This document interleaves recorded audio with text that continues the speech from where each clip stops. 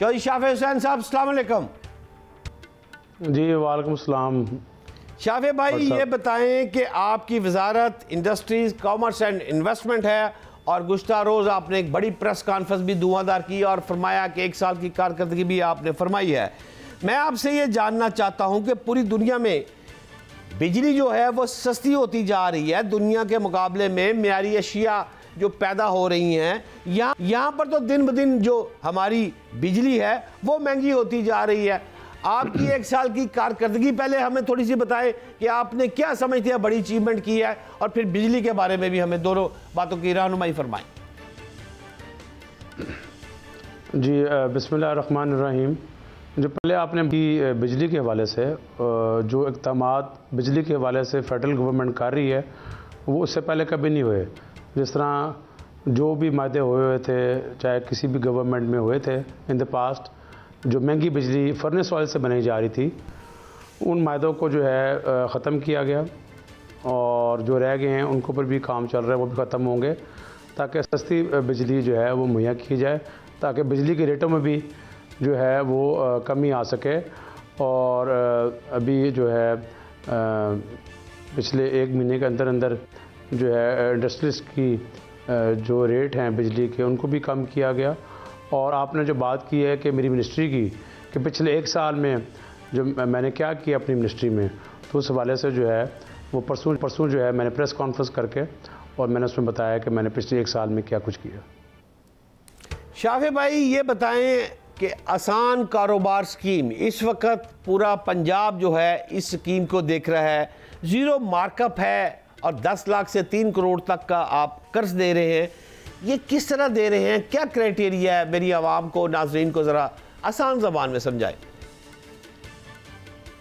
जी मेरी मिनिस्ट्री में एक डिपार्टमेंट है स्मॉल इंडस्ट्री स्टेट का, उसके बदौलत जो है ये सीएम पंजाब मैडम मरीम नवाज़ साहिबा ने जो है इनिशिएटिव लिया है आसान कारोबार शुरू करने के लिए।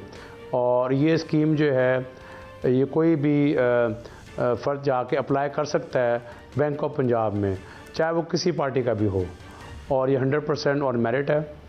और इसमें जो है 10 लाख से लेके 3 करोड़ तक जो है आसान कारोबार स्कीम के तहत जो है लोन दिया जा रहा है, इंटरेस्ट के बगैर, सूद के बगैर ये लोन है। और कोई भी इंसान जाके बैंक ऑफ पंजाब में अप्लाई कर सकता है। क्या शराइत है? शराइत सख्त तो नहीं है? नहीं, शराइत जो एक नॉर्मल होती है बैंक की कि कोई भी कारोबार शुरू करना है, मिसाल के तौर पर अगर किसी का स्कूल है, उसे नया फर्नीचर लेके आना है, तो वो कुछ सिक्योरिटी पे करेगा, दे देगा, या डिपॉजिट करवा देगा, या कुछ चीज़ प्लेज करवा देगा। जिस तरह कारोबार में होता है, अगर बैंक से आप कर रहे हैं डील, तो बैंक को भी कुछ सिक्योरिटी चाहिए होती है कि अगर कोई खुदा ना खास्ता डिफ़ॉल्ट कर जाता है तो बैंक अपने आप को किस तरह सिक्योर करेगा। मतलब है आपका मतलब है कि ज़ीरो मार्कअप है, और ये इसकी सबसे बड़ी बात ये है, कितने अफराद को अब तक ये कर्ज जो है वो मिल चुका है? इसमें जो है ये 3 से 5 साल की जो है स्कीम है, और अभी 1 महीना हुआ है ये स्टार्ट हुई है, और 1 महीने के अंदर जो है वो जो है तकरीबन 5,000 से ऊपर जो है वो लोन मिल चुका है। अभी जो है और ज़्यादा एप्लीकेशंस आ रही हैं। अभी 1 महीने पहले ये स्कीम जो है वो लॉन्च हुई है, और मैं समझता हूँ कि किसी भी आसान कारोबार को बूस्टअप करने के लिए उसको करोड़ रुपया भी मिल जाए बिला सूद, तो मैं कहता हूँ कि वो अपना एक सर्कल जो है बिज़नेस में दोबारा वो चला सकते। दुरुस्त है, बहुत बड़ी बात है। आपका 1 साल मुकम्मल हो चुका है। 1 साल में आप सेटिस्फाई हैं अपनी वजारत से? क्या ऐसी बात की, या सिर्फ आपने पंजाब असेंबली में कुर्सी पर ही कब्जा किया हुआ है? पिछला जो 1 साल था मेरी वजारत का, उसमें ये है कि जो पहले कभी किसी हुकूमत ने नहीं किया, किसी मिनिस्टर ने नहीं किया, जो हमारी रियल एस्टेट है इंडस्ट्रीज़, वो जो हैं ये बनी हुई थी, रियल एस्टेट का बिज़नेस वो चल रहा था वहाँ पर। हमारी जो इंडस्ट्रियल स्टेट की पॉलिसी है वो कहती है कि 2 साल के अंदर आपने जो है फैक्ट्री लगानी है, मगर ये 4-4 साल, 3-3 साल, 10-10 साल से जो है इन्वेस्टर प्लॉट रख के बैठे हुए थे, और जब रेट ऊपर जाता था वहाँ के एरिया का, तो ये अपना प्लॉट जो है जहाँ इन्होंने इंडस्ट्री लगानी थी 2 साल के अंदर, उसको ये ट्रांसफ़र कर देते थे, ये आगे महंगे दामों बेच देते थे।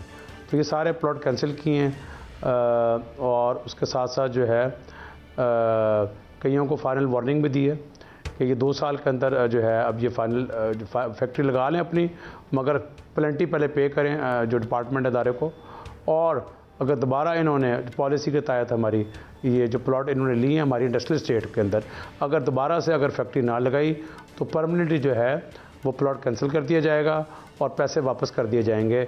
और हमारी फ्री जोन जो हैं उसमें जो है बड़ी फैसिलिटीज़ है इन्वेस्टर्स को। फ्री जोन में 0% ड्यूटी है मशीनरी इंपोर्ट के ऊपर, 10 साल कोई इनकम टैक्स नहीं है। इसके साथ साथ जो है जितने भी ये हैं बोर्ड, इनको भी जो है मैंने तब्दील किया।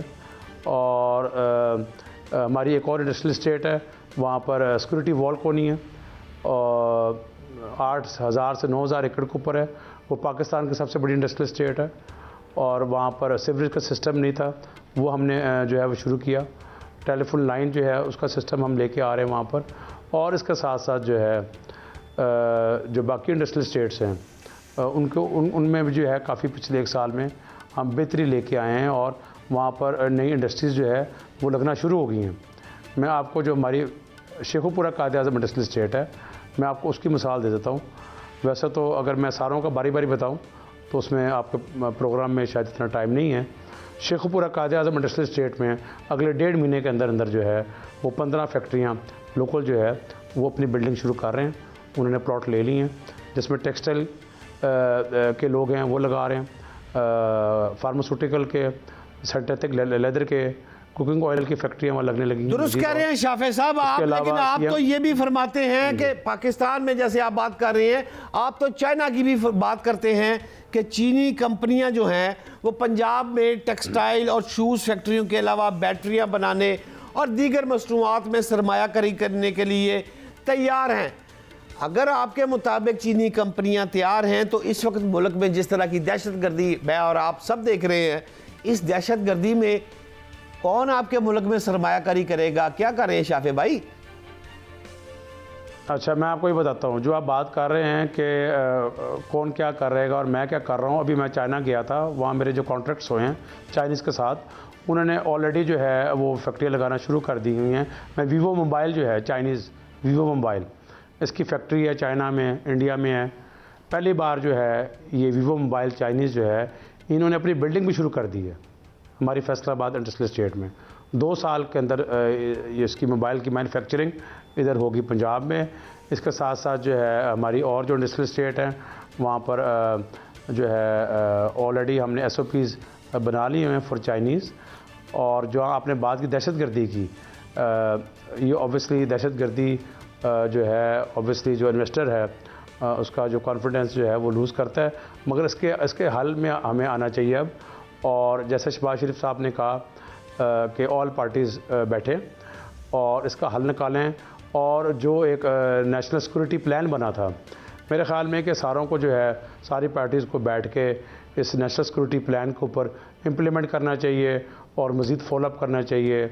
और जो हमारे मुल्क दुश्मन अनासर हैं उनको जो है ताकि वो इस अपने मकसद में कामयाब ना हो।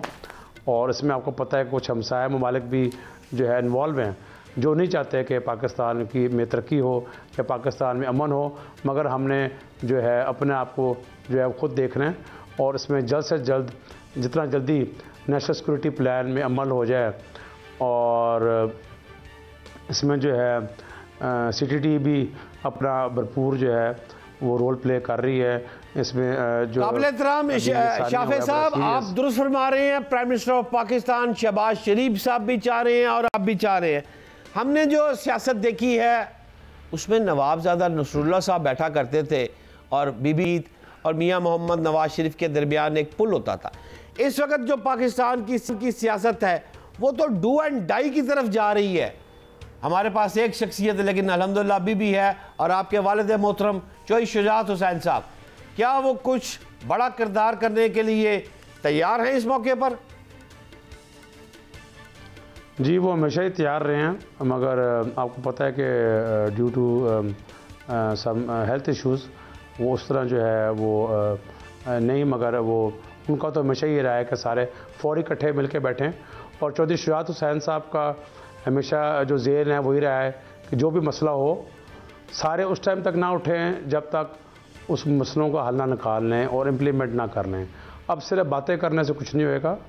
अब जिस पार्टी ने साथ बैठना है बैठे और इनको जो है और मुल्क की मफाद में बैठे, ताकि यहाँ पर ही ये जो दहशतगर्दी के वाक़यात रोज़ाना शुरू हो गए हैं इनका फौरी रुकना बहुत ज़रूरी है। फौरी रुकने के लिए सारों को इकट्ठे बैठना ज़रूरी है और एक एक्शन प्लान जो पहले ही बना था उसके ऊपर पूरा अमल करने की ज़रूरत है। और ये सारे जितने दहशतगर्दी हो रही है मैं समझता हूँ कि इसमें पाकिस्तान आर्मी जो है वो अपना भरपूर जो है रोल प्ले कर रहे हैं और उन्हीं की वजह से जो है हम यहाँ आज बैठे हुए हैं पाकिस्तान में। शाफी साहब, आप पूरे मुल्क की सियासत की बात कर रहे हैं, लोगों को जोड़ने की बात कर रहे हैं, आप इस GNN के प्लेटफॉर्म से कोई पैगाम देना चाहेंगे चौधरी परवेज़ लाई या उनकी फैमिली को कि ये ख़ानदान भी फिर एक दफ़ा इकट्ठा होना नहीं चाहिए? क्या कहेंगे? मेरे ख्याल में कि इसके ऊपर काफ़ी बातें पहले भी होती रही हैं। इसके ऊपर काफ़ी एंकर्स ने, जर्नलिस्ट ने काफ़ी सवाल वो कर चुके हुए हैं मेरे से भी और सालिक हुसैन साहब से भी, तो मुनासिब नहीं है कि बार बार इसी पर जो है मैं कोई बात करूं। आपकी अपनी मिनिस्ट्री की तो आप बड़ी तारीफ़ें कर रहे हैं, मुझे कोई ऐसा मिनिस्टर बताएं जो आपके ख्याल में मैं तारीफ़ें नहीं कर रहा। मैं आपकी तारीफ कर देता हूं। मैं मानता हूं कि आपकी जो मिनिस्ट्री है और मैंने बड़ा थोड़ा कुछ बताया मैंने अभी। और किसी ने अगर डिटेल कुछ जानना चाहता है कि मैंने अपनी 1 साल मिनिस्ट्री में क्या किया है तो वो सोशल मीडिया के ऊपर जाके मेरी पूरी कल परसों की जो प्रेस कॉन्फ्रेंस मैंने की थी वो जाके देख सकते हैं। हम मानते हैं शाफे साहब कि आप दिन रात काम कर रहे हैं और आपकी मिनिस्ट्री में बेहतर काम हो रहा है और अगर तनकीद होती तो हम तनकीद भी खुलकर करते। लेकिन पूछना यह आपसे, कौन सा ऐसा पंजाब का मिनिस्टर है जिसके बारे में आप देख रहे हैं कि यार ये तूफानी दौरे कर रहा है, ये मिनिस्टर जो है ये सबसे ऊपर जा रही है, मरियम नवाज के बहुत करीब जाता जा रहा है, वो कौन है शाफे साहब? मेरे ख्याल में कि सारे मिनिस्टर जो हैं इस वक्त पंजाब में जो है वो मेहनत कर रहे हैं और सारे एक पेज के ऊपर हैं और दिन रात जो है मेहनत कर रहे हैं।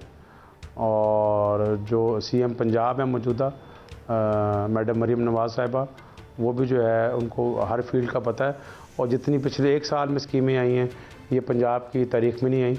और मैं समझता हूँ केयर टेकर से पहले जो पंजाब में गवर्नमेंट थी उसमें जो है भरपूर ट्रांसफ़र पोस्टिंग पर पैसे लिए गए, भर्तियों के ऊपर पैसे लिए गए, जो इलीगल जो यूनिवर्सिटीज़ SOPs के मुताबिक नहीं थी उनको जो है चार्टर दिए गए 10-10 करोड़ रुपया जो है दे के।